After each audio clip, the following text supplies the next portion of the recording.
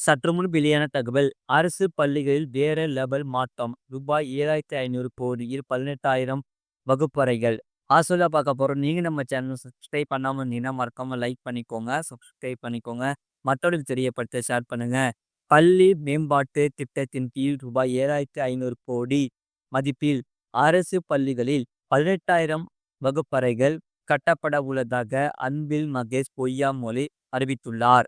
அனைத்து மாவட்டங்களிலும் இதற்கான பணிகள் நடைபெற்று வருவதாக கூறினார். தமிழக அரசு பள்ளிகளில் மார்ச் 1ஆம் தேதி மாணவர் சேர்க்கை தொடங்கி தற்போது வரை 1.30 லட்சம் குழந்தைகளை சேர்த்த காரணமாக ஆசிரியர்கள் மற்றும் கல்வி அதிகாரிகளுக்கு பள்ளி கல்வித்துறை அமைச்சர் அன்பில் மகேஷ் பொய்யாமொழி நன்றி தெரிவித்தார். தமிழ்நாடு பெற்றோர் ஆசிரியர் கழகத்தில் மாநில பொதுக்குழு கூட்டம் சென்னை கொட்டூரபுரம் அண்ணா நூற்றாண்டு நூலக அரங்கில் நடைபெற்றது. இந்த கூட்டத்தில் தமிழ்நாடு பெற்றோர் ஆசிரியர் கழகத்தில் தலைவரும் பள்ளி கல்வித்துறையின் அமைச்சருமான அன்பில் மகேஷ் தலைமை வகித்தார்.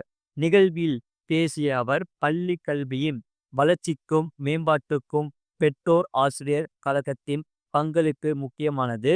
இந்த கூட்டம் சிறந்த சமுதாயத்தை உருவாக்குவதற்கான கருத்துக்களை பரிமாற்றிக் கொள்ளும் ஒரு அரிய வாய்ப்பாக கருதப்பட வேண்டும் என்று கூறினார்.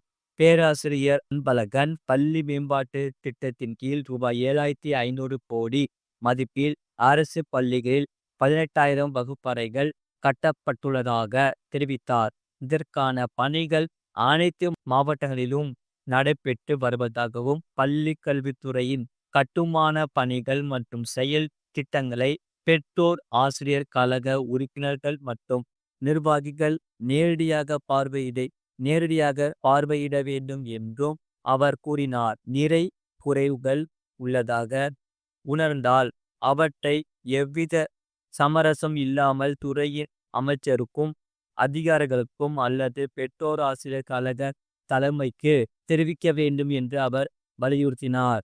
அடுத்த முறை கூட்டத்தில் ஏற்கனவே நடைமுறைப்படுத்தப்பட்ட திட்டங்களுக்கு மக்கள் மத்தியில் கிடைத்த வரவேற்பு, பிரச்சனைகள் மற்றும் கேள்வி மேம்பாட்டுக்கான புதிய யோசனைகள் பற்றி பகிர்ந்து கொள்ள வேண்டும் என்று அவர் அறிவித்தார். அவற்றை ஒரு அறிவிக்கையாக தயார் செய்து சமர்ப்பித்தால் தேவையான நடவடிக்கைகள் எடுக்கப்படும் என்று அவர் கூறினார். எல்லாம் ஒருங்கிணைந்து செயல்பட்டால் தான் அரசு ஊழியர்களின் தரத்தை மேம்படுத்த முடியும். 234 தொகுதிகளில் உள்ள பள்ளிகளுக்கு நான் மட்டும் ஆய்வு செய்தால் போதாது. களத்தில் உள்ள பெற்றோர் ஆசிரியர் கழக உறுப்பினர்கள் மற்றும் நிர்வாகிகள் தங்களுடைய பொறுப்புகளை உணர்ந்து செயல்பட வேண்டும் என்றார். ஒன்றிய அரசு தமிழக பள்ளி கல்விக்கான நிதி ஒதுக்கீட்டை மறுத்தபோது அதனை மாநில அரசு ஒதுக்கீடு செய்தது.